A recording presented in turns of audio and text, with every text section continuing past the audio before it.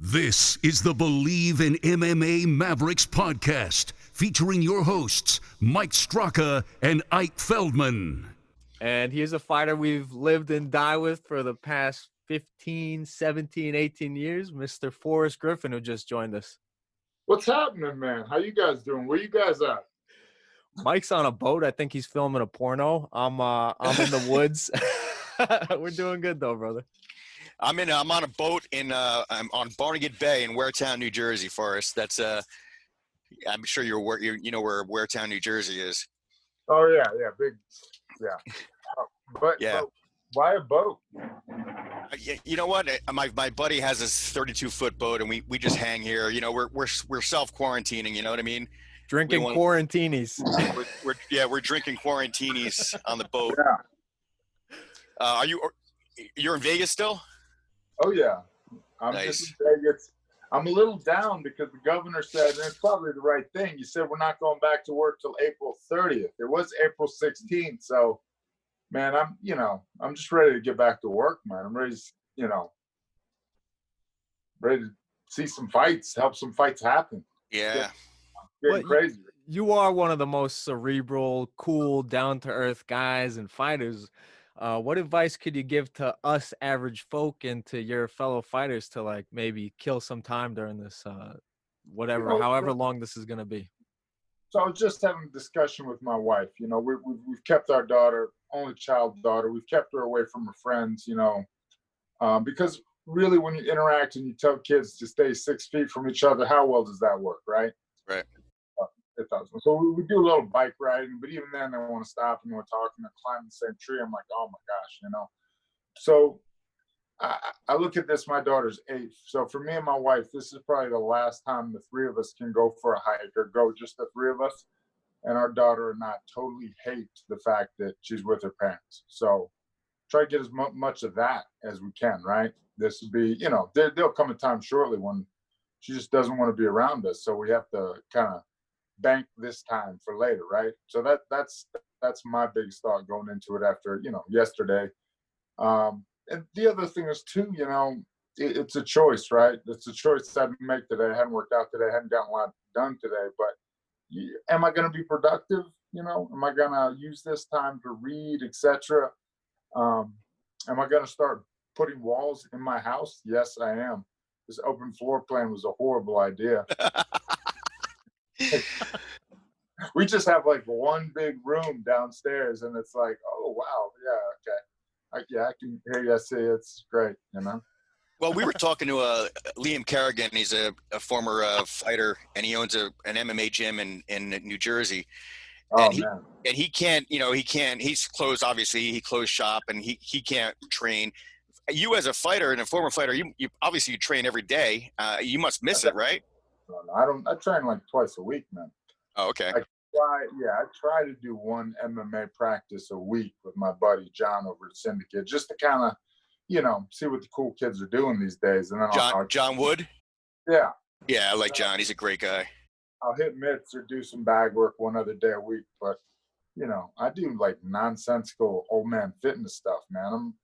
I'm better late to take care of yourself than never, maybe. I don't know. How many abs are we down to, Forrest? Used to have, I think, the 12-pack. What are we down to? No. Oh, I'm fat. You know what? Man, a lot of it was in these last 2 weeks. And it's just from, I think, not moving around that much, I don't know, but I've definitely gotten fatter.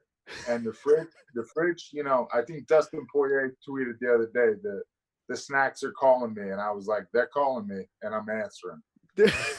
Yeah, Darren Till posted something with 5 guys, a bunch of desserts. What are you walking around with pre-quarantine and current quarantine? Yeah, unfortunately the weight's the same. It's just changing, It's just it's going to different places. Yeah, yeah. I'm bulking, bro. I'm bulking. Don't make fun of us East Coasters. Yeah, right.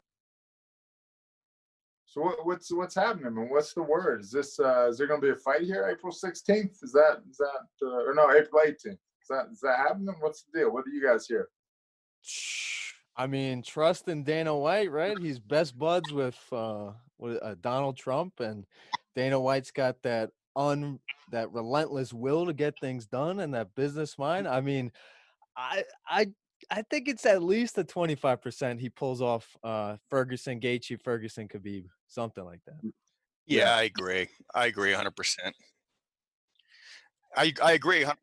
I mean, it's got to happen. You know, there's no other freaking sports out there right now. Yeah. But Forrest, I'm curious. You could also be able to bet on whether the fight actually happens too. You bet on the winner and bet the odds, but then bet like, you know, I'm sure Vegas is on top of that. There's probably like a betting line for, well, you know, the event formerly known as 249 still come to fruition. There's a betting line on that somewhere. Of course there is. There's a bet. Yeah, you can bet on everything these days anyway. You can even bet on a spelling bee.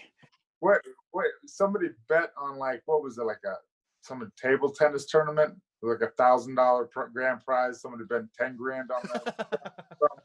I don't know. It was in the news the other day. It was pretty funny.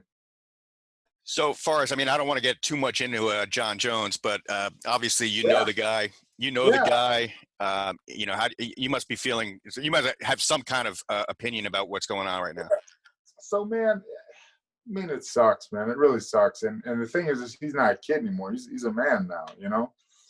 He's a grown-up. You know, he's in his 30s, mid-30s now almost. But I've always liked him, you know. I've known him to be, he's always been cool to me. I do realize that I have a tendency to, I think I'm a bad influence on him because all my John Jones stories that aren't training related, and that's just when he was out here coaching the show, are basically like, yeah, man, we had a couple drinks. Yeah, but you know, I go out and I have a couple drinks. By midnight, I can't get, you know, 11:30. I'm looking for like I'm on the Uber like Irish goodbye. I'm out. You know, I'm just tired already, right? Some guys go out, you know, like, hey, this is 6 drinks is a good time. 10 drinks must be a great time. You know, I used to have those days with Sean Tompkins. Sean Tompkins and I, we used to go party all freaking night. One night we were out with Sammy Stout and Sean and Chris Hordecki, and we were at one of the casinos after a fight, and we just started punching each other in the face. So we got like 40 security guards came by and they surrounded us. Like, they're like, you guys got to leave, and we're like, why? We're friends. We're all friends. And they're like, no, you're beating the shit out of each other. We like each other. The cop goes, the security guy goes, do you want to see the videotape? You guys are beating the shit out of each other. Yeah. So I can't imagine. And yeah, Mike Constantino's the same way. You hang out with Mike Constantino for a while, and if you're drinking, he'll start leg kicking you. Yeah. Well, I mean, you know, it's I think I've outgrown that because I don't want to be kicked back anymore, you know? Yeah, I do know. I had a leg kicking competition with Dan Mergliata. I didn't win. Yeah, he's a Jersey guy. I love that guy. Actually. Yeah, he's a tough. He's a Muay Thai fighter. He teaches Muay Thai as well, and he's a tough guy, man. I like Dan. Not sure, you know. Again, I don't want to talk out of school, but you know, he got a little criticism a couple weeks ago when he was reffing a fight. Ike, you want to elaborate on that one? No. Okay. Well, which fight? It was the Ben Rothwell. So yes, I am gonna elaborate, I guess. Damn it. Ben Rothwell, Steven Struve. It was the Rosen. Was it the groin strikes, right? And then he finished him right after the groin strikes. So it was pretty questionable. Yeah. Yeah. I mean, the groin strikes were unintentional, right?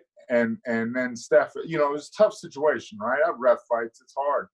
You know, Stefan said, hey, all right, I'm ready to fight. Ben was obviously not trying to hit him in the groin. Did he take the point? I think the second time.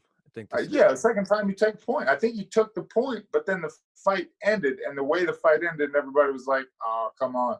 Hey, man, look, the first time GSP beat or when GSP beat Matt Hughes, he set that head kick up with a groin kick. People forget that. Ooh, but that was dude, Hawani's gonna kill you. Why? That's his boy, the Canadian connection. I mean, outside of maybe Jones, he's probably the best to do it, right? Yeah. GSP. I mean, I'd put him above Anderson even, right? I do too. I would too. I agree 100%. I gotta go. Reign of dominance. But I gotta go Anderson. You want to know what I think though? We were talking about John Jones, and he's a great fighter. He is, but I hate that knee kick he does. I hate it. I think it should be illegal. I hate it too. Yeah, I don't love it. Yeah, I hate it. The world we're in, it's only going to change when somebody blows out their knee on live television. I don't know, man. I think. Wait, hold on. That's kind of the point of the sport. I'm trying to destroy your weapons before you destroy mine. That's the way Boss Rutan kind of explained it to me. Is I'm trying to break things so you can't use them against me. The other argument to that would be, what's worse, getting your knee popped or getting trauma to the brain? Well, they asked the same thing to NFL football players. They said they'd rather deal with the concussion than getting somebody diving at their knees. Yep. That was actually what's his name? The one tight end said that. Yep. Gronk. Who? Was Rob Gronkowski. Gronkowski, yeah. Yeah. I was talking. But let me tell you something about that. The knee is because it's acute. Right then, it's done. Your brain, right then, you're like, oh, I'm fine. And then, 4 years later, after doing it 5, 6, 10, 20, 30 times, you're not fine anymore. So that's always going to be, it's like, do I want $5 now or do I want $10 later? It's the opposite of that, right? Well, I take a little bit of pain now or worse pain later. Well, I'd rather so. Well, I don't know. Do you like watching football anymore? Because I watch a little football, not much. I'm not educated on it anymore. I was talking to Chris Collinsworth. He used to be he used to be. Go ahead. No, I'm sorry. For me, it ended when the Falcons lost that Super Bowl to the Patriots. That's when I was like, John, I'm off of football for sure. I'm out. Yeah, that was the end. I was talking to Chris Collinsworth. He used to be a wide receiver, and he said he's a broadcaster, right? Yeah, he's a broadcaster now.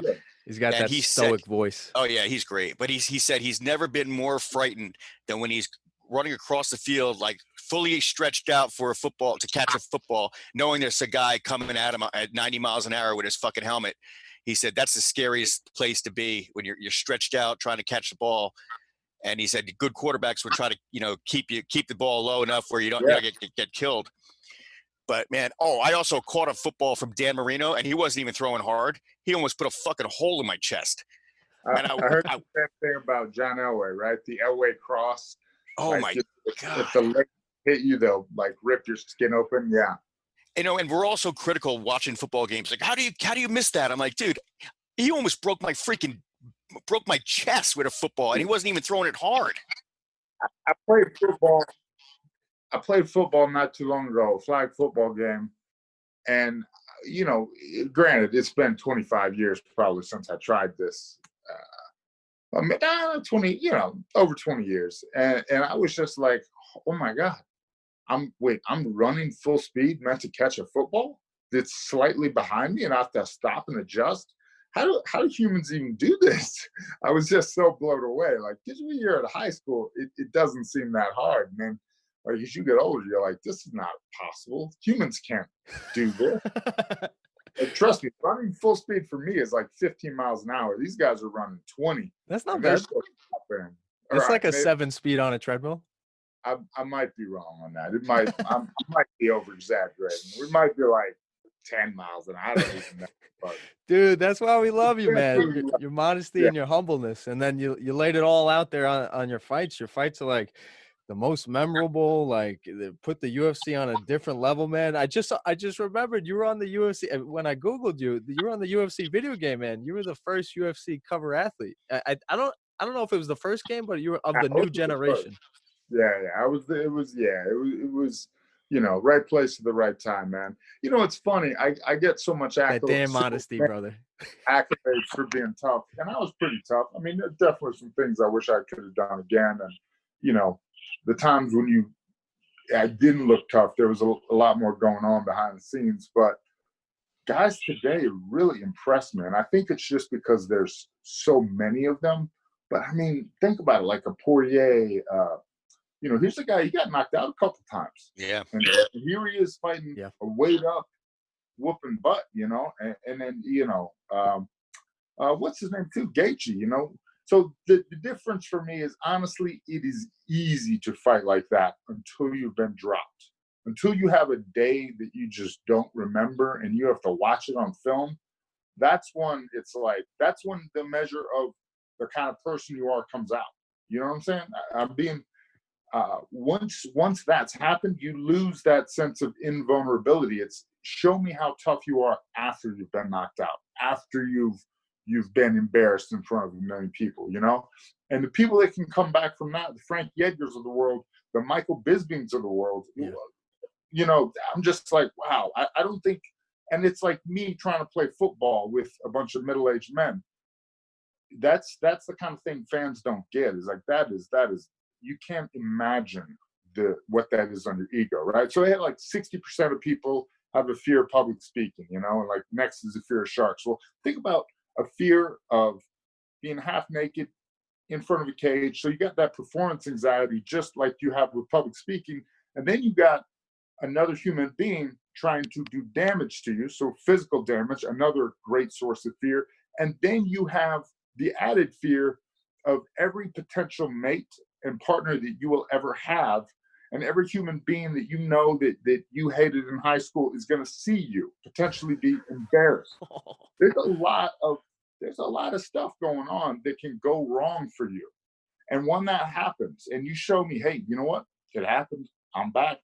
That's what really impresses me about fighters today, you know? Agree 100%. Eddie Alvarez is another guy that comes to mind Yeah. when, you know, Matt Serra once told me, he's like, Mike, if I have a bad day in the office, everybody knows. He goes, you can have a bad day in the office and you go home and you kick the dog. He goes, I have a bad day in the office. I get knocked out on national television. He goes, I go to 7-Eleven to buy coffee, and the guy behind the counter is telling me what I did wrong during the fight. Yep. Yeah. And me and Mike aren't fighting for a living, man. You're actually in a beautiful position working at the UFC PI, and I heard you on the Rogan podcast not too long ago, and it was just awesome to hear you guys open up and kind of just discuss what goes on at the UFC PI. I can't wait to go there and check out the facility. But do you kind of find yourself in kind of like a bigger brother or kind of an uncle to some of the younger fighters that kind of carry that air of invincibility? Some, you know, you know, I help with the people that want my help. And then, you know, the thing I like about the Performance Institute is we get a lot of the hard luck cases, right? So we get a lot of people, I didn't make weight, or I made weight, but I felt horrible. You know what? I got pushed around. I got bullied in my last fight, or I just flat out gassed. So we come with the people that need course corrections. You know, I'm sorry, the people that need course corrections come to us. So and that's what I like. You know, you come in, you come off that break I was just talking about. Hey, you know what? Let's fix it. Let's fix it physiologically. Let's fix it mentally. And you know, if you fix something physiologically, you'll have the confidence going into that fight. Hey, look, that was a problem before, but it's fixed now. I can handle this. You know, and so you get those people. You know, you get the tough luck cases, but that's what the PI is here for, right? Is that what makes you smile nowadays? Like if somebody maybe texts you after a fight, be like, dude, thanks for this or thanks for that? Certainly, yeah, certainly.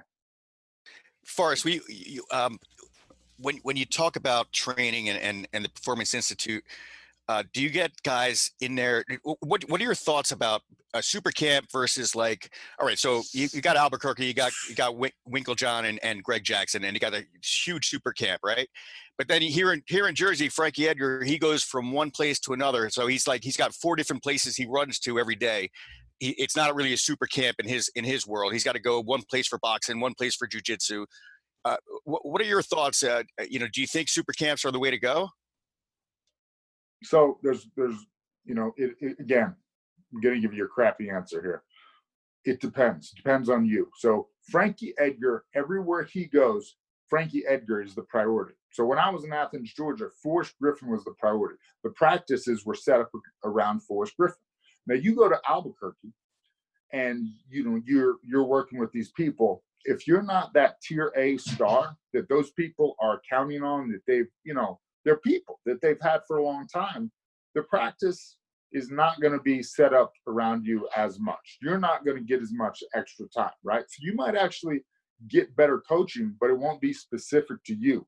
Whereas, you know, I talk to a lot of these guys down in Florida at their own camps, and they're like, guess what? If I'm not feeling good, this is what we do for practice. The practices are tailored for me. So you really have to decide what you want. And the other thing I've seen as athletes get older, they pull out of the super camp a little bit, because when you're young, maybe you need the super camp, the ATT mat. You need to go through that ATT mat and get rolled up by those people. That's good for you. But as you get older, you get a little wiser, and you pull out and you say, you know what, I'm going to have this guy and this guy meet me here at ATT at 2 before their actual team practice. And I'm just going to get my work. I'm going to pull that out instead of, working in the gen pop classes or even the fighter classes. I'm going to make this specific to my needs. So as you get older, and that's the way I ended my career. I was working out at Extreme Couture and at Syndicate, but I was paying a couple people to come in and do my specific practice for the body types I needed, for the work I wanted, right? So that you can really, and this is something I try to help fighters with. Where are you in your progressive career? A lot of times you see guys, they leave their home base, they either get better or they don't, right? And then they go back, and that's fine. That's part of the journey, right? Hey, let me go try a super camp out. Maybe it's great for me, maybe it's not. And, maybe it costs you a fight, but that's. I remember specifically, remember Roger Huerta? Yes. I remember he switched camps, and then he was never the same fighter again. Never the same fighter again. And I don't know if he got smarter or if he lost a step. I'm not sure, how to characterize. You're a fighter, I'm not. But I know when he switched camps, he came back and he just wasn't the same guy. Because I think he relearned some things, and he wasn't the guy out there slugging away like he used to be. And his career never really came back from that. Now, I think too, maybe he went to that camp and tried to learn some things because his chin wasn't holding up, because Yeah. The way he fought physiologically, he wasn't able to fight that way anymore, right? As you get older, you're going to lose a little bit of your conditioning, right? Especially if it's a natural gift like Roger had, and you're going to lose a little bit of your chin. These things happen. Then do you become more strategic, like maybe a John Jones, right? Doesn't get hit a ton. I got outboxed a little bit in the beginning with Dominic Reyes, but he's still got a great chin. You've only ever seen John really hurt once, but now he fights smart, right? He's touching guys, he's fighting at distance. Maybe it's not always the most fun thing to watch, but he's winning the fight, taking very minimal damage in a way he knows he can win that fight, right? So if you just get in there in the pocket like Roger Huerta used to, hey, there's always a chance you get caught, Another guy, even if they're not a power puncher, they throw something up, they throw a wild knee, you run into it, game over. Why not fight at a distance? If you got reach, pace, use your movement like a Dominic Cruz type thing. There's different ways to go about fighting. And then I think what you have to realize is they change it in your career. I think the best case of a guy that I would say was a little, Overeem was getting knocked out a bunch, right? Yeah. I maybe personally thought he might be done. What did he do? He changed his game, man. He changed his game at like 36. True. And he became, instead of the charge in, clinch you, knee to the body striker, he became the tactical, more cerebral, move, wait, boom, catch you. And what he realized basically is, hey, you know what? If I get in those slugfests, if I charge in and try to knee people in the body, I'll win some, but there's also a chance that those guys knock me out. If I hang back, he's realized that he is quicker to the punch, has better reaction time than most heavyweights. And that's what he does. That's exactly what he did to Dos Santos, right? The fight he lost was actually, I have some questions about that refereeing as well. Because that was Big Dan as well. Yeah, he was actually on his feet. I knew it was. He was on his feet when the fight ended. Wait. I think he was kind of like L'd, like in an L. No, wait, seriously? I'm trying to remember now. At the end of the clock.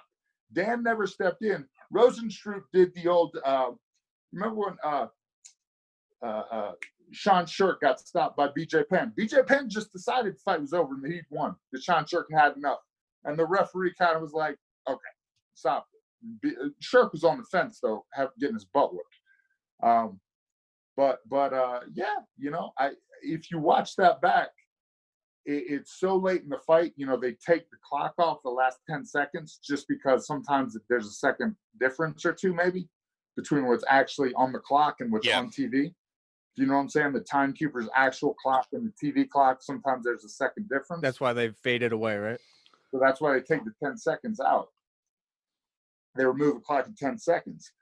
But, you know, so I clocked it to 10, and I think he was on his feet by then. I was just surprised. Because watching that fight, I was like, wait, no. I mean, it was an 8-10 round, the last round, but I think Overeem still won that, you know? So, but I'll tell you what else. He was shook enough where he didn't argue. Anyway, that was an interesting to look back at that. Dude, you bring up talking about if like the tally is dinged when you get that punch and how a fighter comes back from that, and it's a realization for a fighter, but you almost want finality in a fight, just like me. I'm a gamer, and I want the finality. The fighters sign up for it. You kind of, is that the ex-gladiator speaking, or is this the current maybe the guy who's trying to evolve the sport and teach the younger generation? Where do you fall on fighter safety, and maybe they know what they're signing up for? Well, I mean, that's where you hear me leaning, obviously, right? So here's the deal on fighter safety. Referees make bad calls. They stop fights early. But what's worse? You stop a fight early, that fighter is saved from more damage, and they go into their next fight. That was BS. That stoppage was bad. I was okay. I could have come back. They go into it very mentally strong. If you let that fight drag on, maybe they come back, maybe they don't. But when they're finished, there's no way they can, you know, trick themselves like they used to talk about, you know, cornerbacks need fast feet and a short memory, right? It sticks with them, right? That's a perfect example was Aspen Ladd, Jermaine Durandamy. It was a little early. And then Yana Kunitskaya, she finished early. Yeah. Wait. I mean, when Aspen Ladd, when there was a little controversy with the stoppage, then she came back in her next match, exactly like you're saying, pumped up, fired up, and she got the stoppage win. So I understand. I remember the Durandamy fight. It was like you're almost thinking, I should have let her. As a fan, you're thinking, I should have let her. You should have let her catch one or two more. Yep. But then, you know, the other side is like, and maybe she throws 2 or 3 more. Aspen recovers. Aspen goes to guard. She's able, and she comes back, takes her down, and is able to grind her out and tap her in the 3rd or 4th, right? You know, maybe, but is it worth the risk? To me, no. I mean, again, where I'm at, you know, athletes' health and safety at this point in my life, as a guy that's been through it, I say, you get him on the next one, man. It's not. You're one of the only fighters to be also a New York Times best-selling author. I think twice you were, right? Yeah, 2 of his books were New York Times bestsellers. Like, wow. But I wrote about half each of them, so that makes it one time New York Times best-selling author. I still think the video game cover. Well, no, I think New York Times best-selling author is cooler, Ike. Well, you're on a boat drinking quarantinis. That's true too. But Forrest, real quick before we let you go, any more books in your future? I mean, what's going on with you now? No, you know, man, I really should have. So in my Be Ready When the Shit Goes Down, there is a section on the viral apocalypse. So I know, I remember that. I was actually reading that, and I was like, "You're a smart guy, Forrest. You're a smart guy." Eric Krause, your co-author, was a smart guy to make me do that and to fill it. He actually fills it in with a lot of stuff about viruses and cures and intelligent stuff about the size of viruses and whatnot. You know, it's actually pretty good. No, I want to write an addendum still to the second book. So here's the deal. I wrote Got Fight. Dude, what the hell does addendum mean? Now you're insulting me. No, so I wrote the first book. I didn't finish it. It was 50 rules. I only had 38 rules in there. There's 50 laws. I only had 38. But when, like, they're serious. Like, the deadline was the deadline, and that was it. They just took the book, what we had, and they published it. And that was Simon & Schuster, right? No, it was HarperCollins. And then HarperCollins, right. yeah, whatever. They'll all be out of business shortly. Who knows? Oh my gosh. It's They'll so all be all true. right. Who knows? No, you're right, man. But, People always ask me. That's why there was a second book. It's just because I had the stuff that I didn't finish in the first. 12 more rules. The same thing happened on the second book. I was like so into, I have to write the perfect thing about zombies. It has to be different than everybody else. It has to be this, that, the other. That I just never wrote it. I wanted to make it so good that I just never I never brought it out of the early stages of just some random notes. And so I always wanted to write the zombie apocalypse, which was going to be the close of that book. And I just never, I put too much pressure on myself. I just never got. Did you ever see royalties? Because all my books I got advances for, and I never saw a dime after that. That's the smartest thing. That's the smartest thing. Yeah. Look, you did not bet on your own success contractually.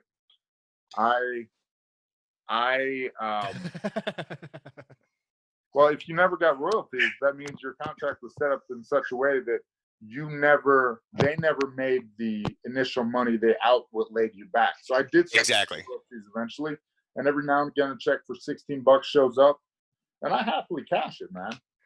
Yeah. That's some gas. I still get royalties on occasion. I actually got a check for $11 from Analyze This film that I was in, and never heard of it. And then I got a letter from the child support office saying, "Are you working for Warner Brothers?" I'm like, "No, I'm not working for Warner Brothers. What the hell are you talking about?" So funny, man. So one movie I did 15 years ago, I almost wish they would just stop sending me money because we shot it in California. And if you get like $40 from the state of California, you have to file California taxes, which costs more to take to my CPA to get him to fill that portion out than I'm even making. I'm like, oh my God, they got $23, and now I have to get this guy to fill out this thing. It's going to cost me $80. It's costing you money to be in the movie. Yeah. Well, you talked about Extreme Couture. I see Jay Hiran in a lot of films these days. Good for him. He works a lot. He's a stud too. I mean, you know him. He's just good people through and through, man. And I got to catch up with him not too long ago, and it, always great to see that guy. Great to see he's doing well. The post-fight life or career of an athlete, any athlete, is scary times, right? No matter how much money you make or what sport it is, your first passion is gone. You can't do it anymore. Somebody's told you definitively, hey, you can't do this, or it could have been yourself, your coaches, your team. You're just not good enough anymore, right? So your dream job has come to a close. How do you go about finding your next great passion without letting that really break you a little bit inside? You know what I'm saying? People also don't understand that money doesn't last. It doesn't matter if you made $1 million or $2 million during your career. It's gone, man. People don't understand that. They're like, oh, he must be doing well. He made enough money. No, you never make enough money because you're always spending that money. Well, you just move yourself into a different category, So it's different money problems. Right now it's, my Whole Foods bill, or, I bought a car, Some people waste the money, but, again, you buy an $80,000 car, the upkeep on it's going to cost you a lot. The insurance on it's going to cost you a lot. The tax tag and title costs you a lot. They're getting you left and right. Did you have this wherewithal during your career, man? Obviously, we know you were a gladiator in the cage, but like I said earlier, man, you're one of the most cerebral fighters, and I think that shines through more, even seeing your post-career flourish. Were you always this like in tune about your surroundings and, like you said, like investments and shit like that? I was, and I lost a bit of money in the stock market, and I bought properties at a bad time. I'm financially fine. The thing is, like, I'll always work. I'll always do something. So I'll always have some income coming in. And I live low, man. I don't buy expensive things. I drove that Scion I won for like 13 years. And now my father-in-law still drives it. It's still no. I got the Range Rover for doing The Ultimate Fighter, I think in 2008. My wife still drives that bad boy. And do you know what the tax and tag is? It's like $300 total. Nice. You know, it's a cheap car. So it's you know. Does this come from your father, your parents, like a friend, the community you grew up in, a certain coach? Like, where does this, like, dude, this like Miyagi, you're like the white Miyagi. You're very. It's just fear, man. A healthy sense of fear. Gotcha. You know, I meet a lot of people. Like I was talking to Tyron Woodley, and I love that guy. But he didn't grow up with any money, and for him, it's like it almost isn't the value of money. It's things you want. It's, you know, he explained it a lot more eloquently than I can. But for me, it was just the opposite. You know, I didn't grow up with money. I've been poor several times in my life. It's good to be poor when you're young. It really is. But I cannot go back to being poor now. Gotcha. Do you understand? Yeah. Like, so I can't make those impulse buys. Like I saw this home gym I wanted to get. You know, it's like $3,200. So I was like, I really want that home gym. I really want that home gym. Like, Forrest, jerk, you work at it. In the PI. Get up an hour early.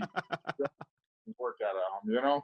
My wife, yeah, you buy your wife 6 or 7 dumbbells, she'll be all right. You know, I was thinking, I don't know. So, you know, I could buy the gym. Obviously now I'm like, maybe I should have bought that gym. I didn't know I was going to be locked away from my work for 6 weeks, you know, jeez.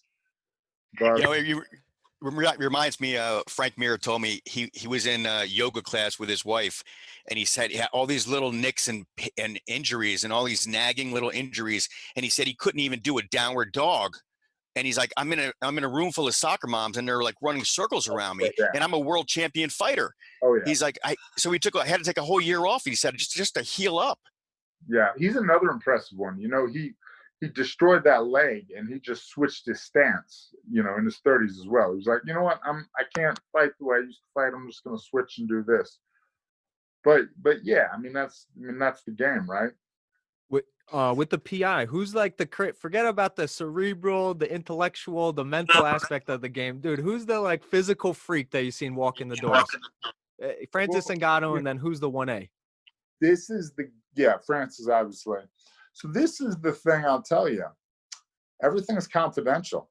So what I see stays in those walls. All right. So then tell us, Fighter Your X. numbers on the test are only you. Here's what I will say, and I will only say this because I didn't witness it. Dominic Reyes told me, and his coaches vouched for it. Dominic Reyes is an athlete. So just from like a testing physiological standpoint, to me, Dominic Reyes, you know, he doesn't look like that much, right? He's a tall, skinny kid, right? Yep. But he is a physical specimen, and you know, hence they're playing college football and everything. He's a specimen. You know, a lot of people come through. What I like a lot is when the people come through and they're not real good at these tests. They're not super athletic, but they can fight. Yeah. You can name names, man. You can name names. Yeah. So Well, I don't want to know. You know, that's unless they personally tell me, then it's not my business, right? Yeah. Well, Forrest, Ike and I have this ongoing discussion. I think Daniel Cormier is better as a heavyweight than he was as a light heavyweight. Do you agree or disagree? I absolutely agree with you. Harken back to Strikeforce, the whole thing. Yep. No. The ongoing was debate. Like, who wins at heavyweight, Jones or Cormier? I think Cormier does. So if they were to fight a third time, I would want it at heavyweight. I don't need to see it at 205 again. I want to fight at heavyweight. Can you give a prediction? Well, I mean, I don't make predictions. I can lay out, you know, facts. Like John Jones's reach is not going to be changed. That's right. He's got a heavyweight reach easily, right? So that's not going to matter. Yeah, I think he has the longest reach in the UFC. Like, I do think, however, John Jones, he not only loses at heavyweight to Daniel Cormier, but he loses to a lot of people at heavyweight, because I think he loses that reach advantage at heavyweight. Yeah, and I also think there's better boxers in the heavyweight division. You know, Miocic and Junior Dos Santos. I mean, some guys I think they're better boxers in the heavyweight division than the light heavyweight division. I think Overeem, I know they've trained together, but I think Overeem would give Jones problem at heavyweight. Wow. Okay. Yeah. I agree. Matchup, you know. I thought that if what's his name ever could have, who's the kid? He's kind of semi-retired now, Gustafsson. Yeah. When I met him and worked out with him, he was like 238. Damn. And I'm like, oh my God, this kid is a beast. And he's just farmer strong, just dumb strong, like all day or something, like, again, not like the show pony muscle, but the, like, I do manual labor all day, every day type muscle. And you're like, oh geez, this kid's a problem. And he comes from Viking blood. Yeah, must be. I do whatever he's got in him. I don't have the same stuff running through my veins. Well, before we let you go, I mean, my next door neighbor is a plumber, and he's older. He's like 65 or 67 years old, and he asked me to help him. So I went out and I went to help him, and I couldn't budge this one piece of pipe. I couldn't budge it. And I was like literally hanging on the fucking thing, my whole body. He just walks up and just grabs the fucking wrench and goes, whoop, just like you said, super strong, like working all day long type strength. And I was like, how the hell did you do that? He goes, I've been doing it for 45 years. Yeah, that's how I did. They don't make them like they used to. They don't make them. I thought to myself, note to self, never get punched by this guy. Yeah, I've met those guys too. Trust me. I've had them out of my house. I had 60-something-year-old guys helping me set up my thing. And I'm like, oh, my knee hurts. It's laying in rocks. And I look at the 60-year-old guy, and his knee's in rocks too. He ain't complaining. Yep. Dude, that's my father. He's Israeli. He used to be in the Israeli military. His knees are made out of granite. Like, he could go on the factory floors, fix a wire, flip over. He's got the lunchbox hands. Never trained a day in his life. Yep. All right, Forrest. We'll let you go. Yep. Thanks so much for coming on, man. Can I squeeze in one more, Mikey? Yeah, go ahead, man. Force, 2006, one of the greatest fights of all time. Like I said earlier, man, you are definitely in the top 10 UFC superstars. I tried to list it off in my head last night. The McGregors, the Lesnars, the Rouseys, the Rampage, Liddell, your boy, Tito Ortiz. Dude, you are in the top 10 of UFC superstars of all time. That's not only because you were a UFC champion, but because of the 2006 fight against Stephan Bonner. We're almost 15 years from that fight. Yeah. Can you tell us how, when you look back on it, how does that fight look to you? Not to be a jerk, but it was April 9th, 2005. But hey, we are 15 years. No, I mean, again. I'm crossing off my notes right now. I had 2006 written all over. It was, it was being in the right place at the right time. And that's truly what a lot of my career has been. The video game, the this, the that. I was kind of there, and I definitely wasn't the best even in my own little time by any stretch. But I was there, like, when the sport made that big transformation. Yep. And that first mainstream. Then Ronda and Conor put it over the top. But I was there in the Randy and the Chuck, that era, BJ Penn, GSP. I remember when GSP was like a new kid coming up, and I thought, he's going to be pretty good. Yeah, I remember that too. Dude, forget about the Conors, the Rondas, the everybody. You, man, like. Boy, and that's what I'm saying is, yes, I was in the right place at the right time. Yes, I was very lucky for the show, for everything. But you know what they say about luck, right? Luck is when opportunity meets preparation and hard work. And I did, I worked hard. I wasn't always prepared, but I did the best I could. And that's some of the reason, why I got lucky. The T-shirt says, the harder I work, the luckier I get, right? And that's kind of been my motto throughout life. Well, Forrest, one last question, because you've been through several iterations of the UFC. Do you guys miss Lorenzo Fertitta? I mean, I miss him personally, just because I kind of knew him from the way back and, whatnot. But, I mean, it's just different, right? You have to say from every standpoint. I mean, I think Endeavor, IMG, WME, whatever they are, I think that's what you need to get you to, that's what the UFC needs to get them to the next level internationally in this global market with all, the way to fame, the way to people's hearts and pocketbooks has changed, and it will continue to change. And a company like Endeavor, their business is knowing which way those trends are going to go. Forrest, you're the man, brother. Like Thanks. every answer, I'm telling you, you're the white Miyagi now. All right. Yeah. Who is the guy? You know who I kind of a very poor man's version of Yogi Berra. I know him for his quotes. He was a umpire, catcher, right? Baseball catcher. Yep. Oh yeah, there was Yogi Berra. You know what, dude? That's a great comparison because he's a modest guy, and he was a hell of a competitor. It was Yogi Berra, that's for sure. If you get to a fork in the road, pick it up and use it, right? Yeah, that's genius. That's genius. All right, guys. Thank you much, man. I appreciate it. All right. Thank you, Thanks brother. so much, Forrest. All right. Talk to you later, man.